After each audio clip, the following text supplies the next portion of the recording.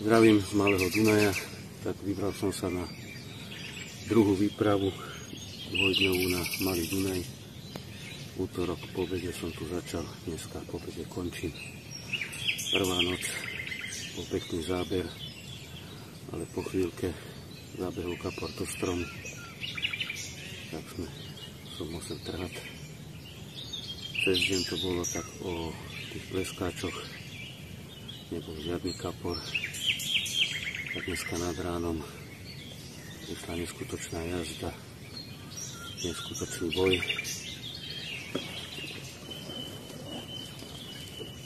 A podaril sa vyťahnuť takýto krásny 12-kilový lisec do série. Ten prvý 15-kilový bol šupik, tak mám aj lisca Malého Dunaja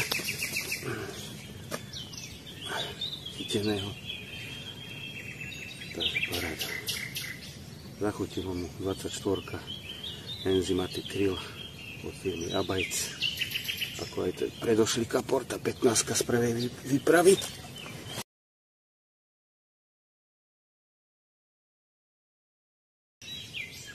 Takže super, som spokojný.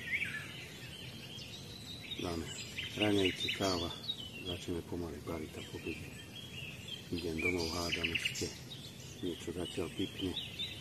Tá 15 na prvú výprave na Malý Dunaj mi zobrala tesne pred odchodom, tak uvidíme, možno ešte niečo príde, a keď nie, tak som úplne spokojný aj s týmto. Takže ideme pustiť a čakáme, čo ďalej bojujeme. Abajc.